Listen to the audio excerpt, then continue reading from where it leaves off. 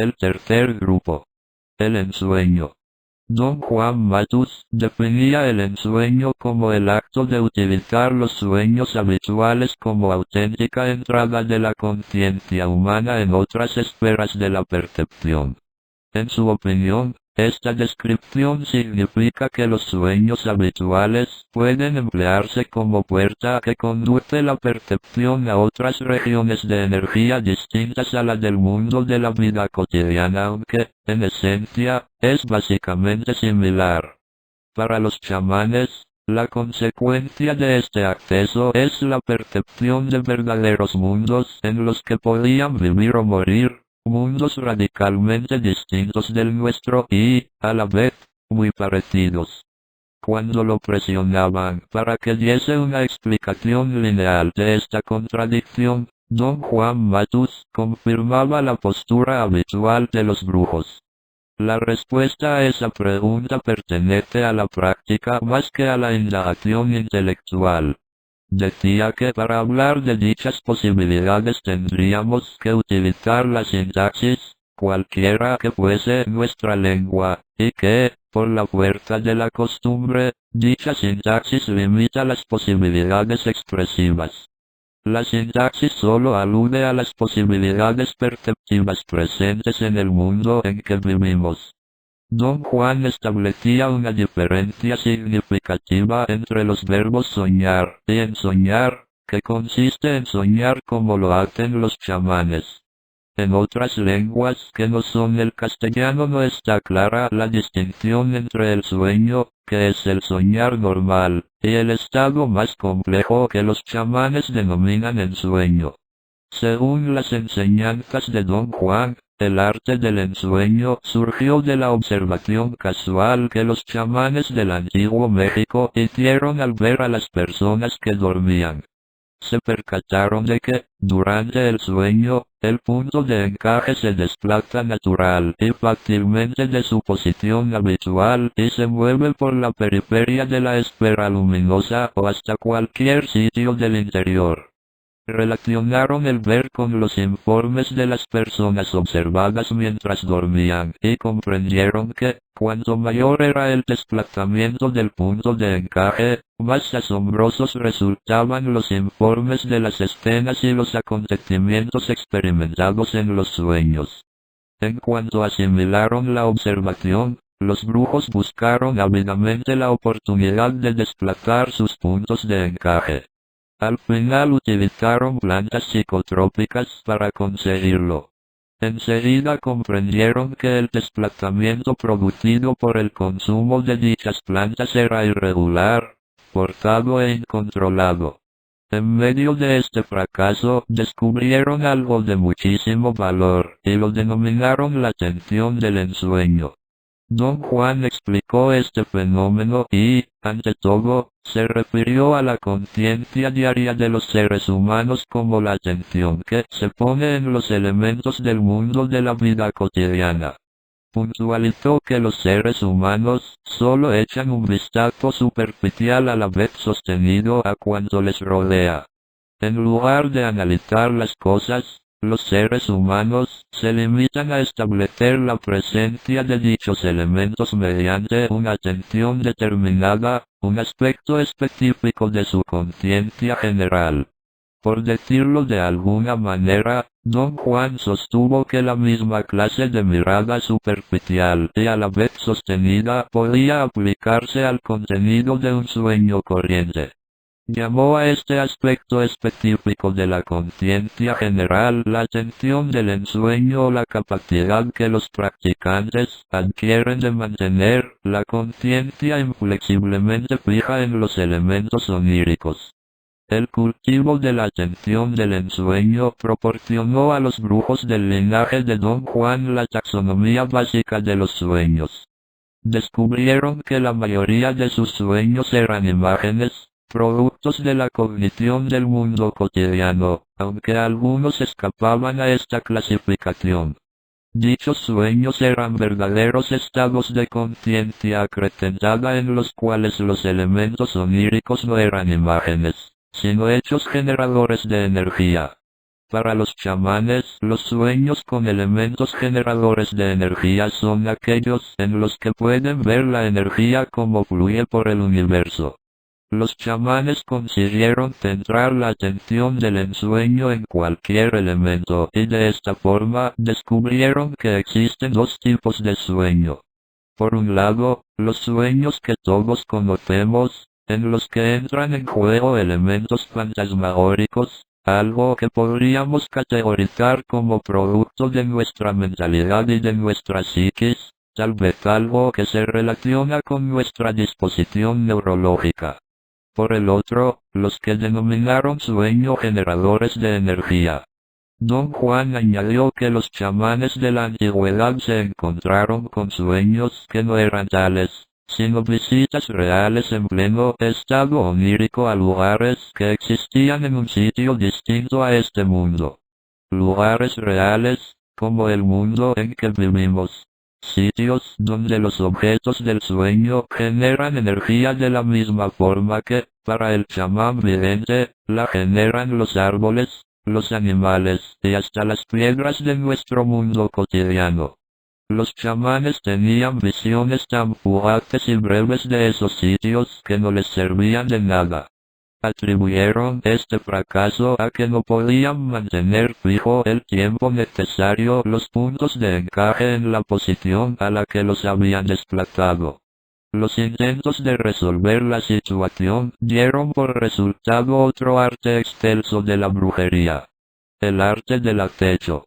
Don Juan definió estas artes con toda claridad el día en que me explicó que el arte del ensueño consiste en desplazar a propósito el punto de encaje habitual, mientras que el del acecho es mantenerlo voluntariamente fijo en la posición a la que ha sido desplazado. Dicha fijación permitió que los chamanes del antiguo México presenciaran en toda su extensión la existencia de otros mundos. Don Juan me contó que algunos brujos no regresaron de sus viajes. Dicho de otra manera, prefirieron quedarse allí, donde quiera que se encuentre ese allí. Cierta vez Don Juan comentó lo siguiente. Cuando terminaron de cartografiar a los seres humanos en cuanto a esferas luminosas, los chamanes de la antigüedad descubrieron que en la esfera luminosa total existían, como mínimo, 600 sitios que son emplazamientos de auténticos mundos. Esto significa que si el punto de encaje se fija a cualquiera de ellos, el resultado es la entrada del practicante en un mundo totalmente nuevo. Don Juan, ¿dónde están esos 600 mundos? La única respuesta a esa pregunta resulta incomprensible, respondió Irio. Es la esencia del chamanismo y, al mismo tiempo, para la mente corriente carece de significado. Los 600 mundos están en la posición del punto de encaje.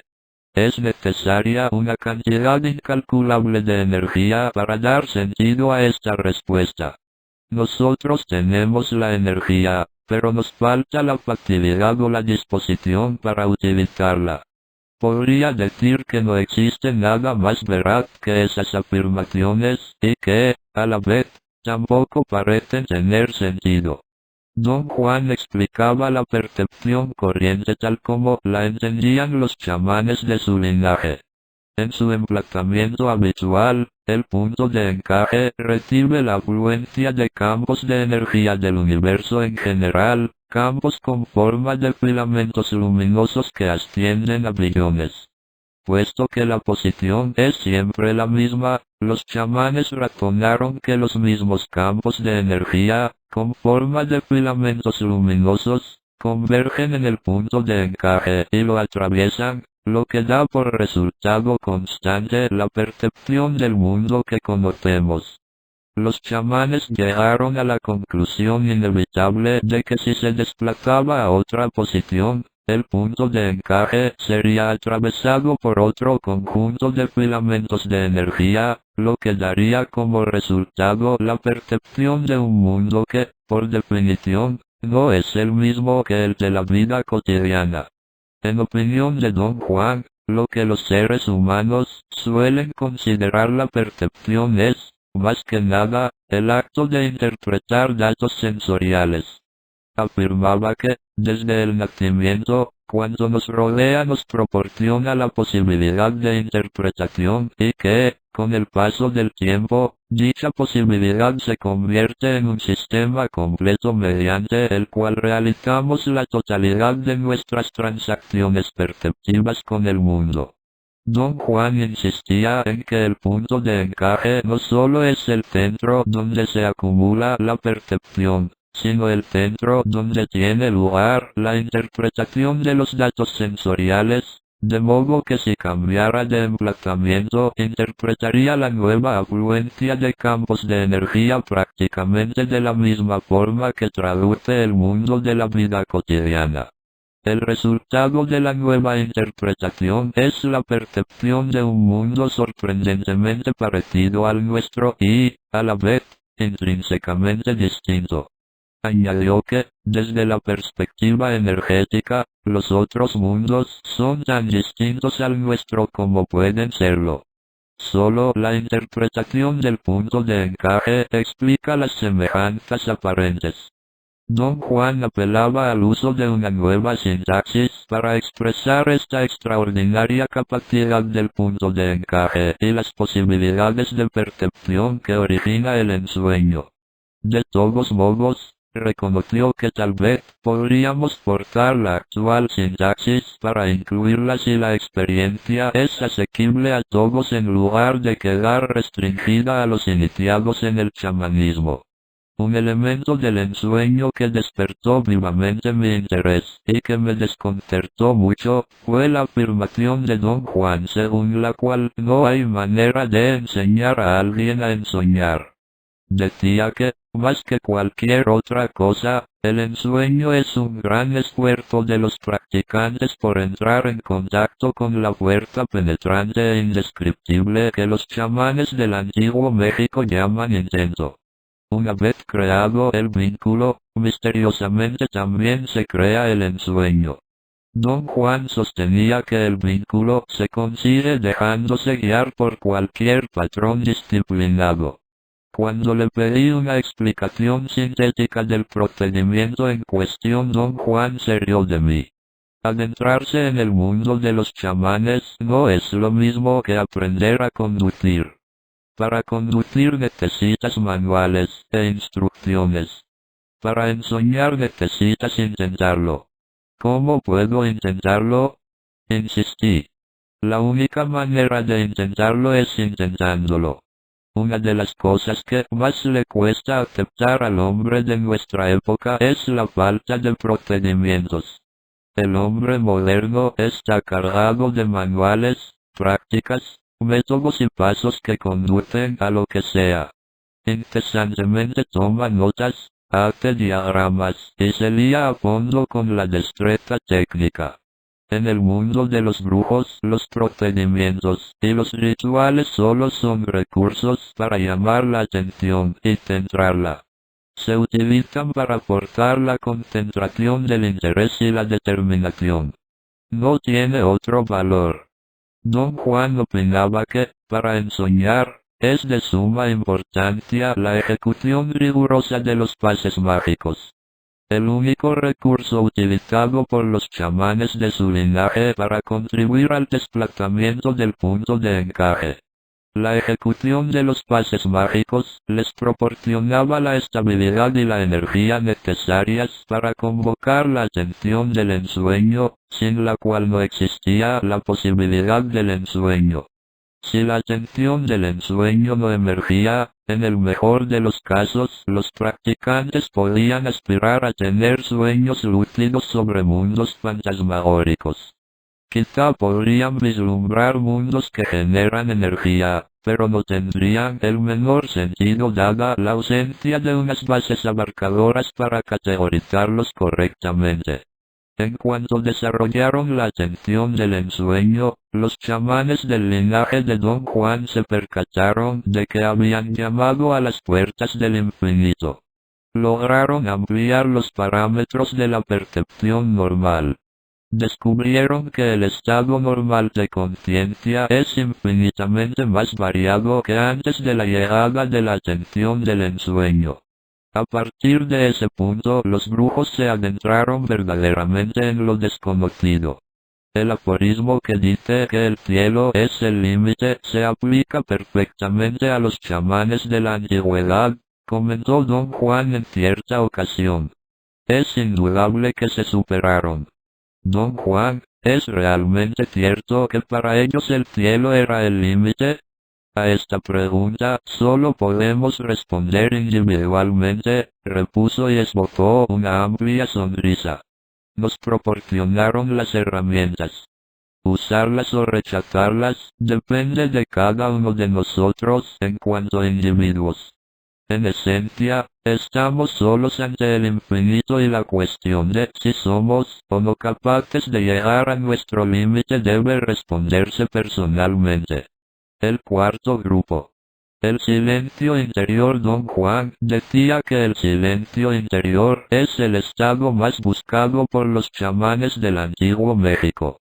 Lo definía como un estado natural de la percepción humana en el que los pensamientos quedan bloqueados y nuestras facultades funcionan con un nivel de conciencia que no exige la utilización del sistema cognitivo cotidiano. Los chamanes del linaje de Don Juan siempre han relacionado el silencio interior con la oscuridad, tal vez porque, privada de su compañero habitual, el diálogo interior, la percepción humana cae en algo semejante a un pozo lúgubre.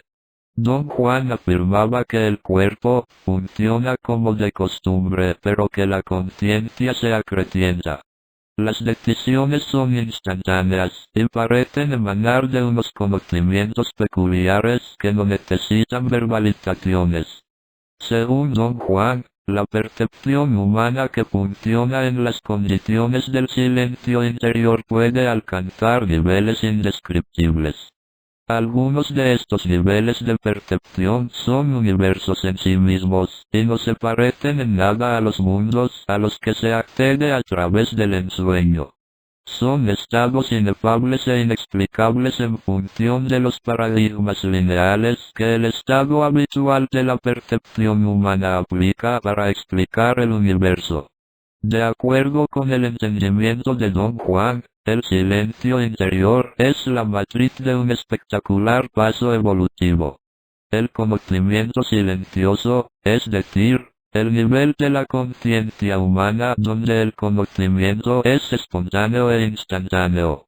A este nivel el conocimiento no es consecuencia de la reflexión cerebral, la inducción y la deducción lógicas, o las generalizaciones basadas en las semejanzas y las diferencias. En el nivel del conocimiento silencioso no hay nada a priorístico o que constituya un caudal de conocimientos, ya que todo ocurre inminentemente ahora. Es posible comprender información compleja sin prolegómenos cognitivos. Don Juan creía que el conocimiento silencioso le fue insinuado al hombre primitivo pero que, en realidad, nunca lo poseyó. Esta insinuación fue mucho más potente que la que experimenta el hombre moderno, para el cual el grueso de los conocimientos es consecuencia del aprendizaje memorístico.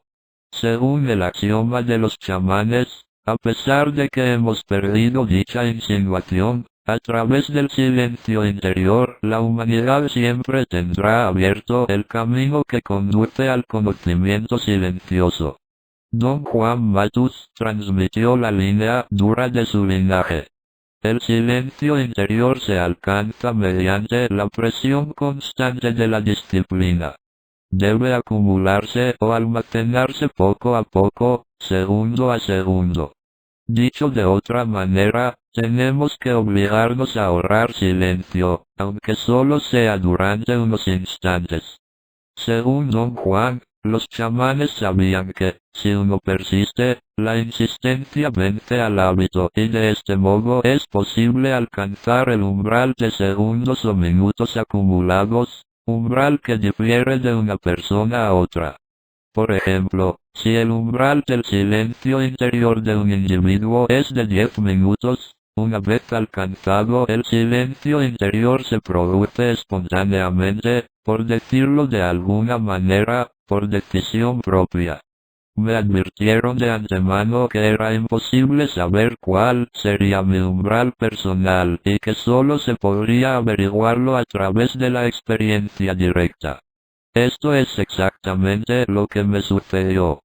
Seguí las sugerencias de Don Juan, persistí en obligarme a guardar silencio y, un día, mientras caminaba por la UCLA, llegué a mi misterioso umbral. Supe que lo había alcanzado porque en un instante experimenté lo que Don Juan me había explicado con todo lujo de detalles.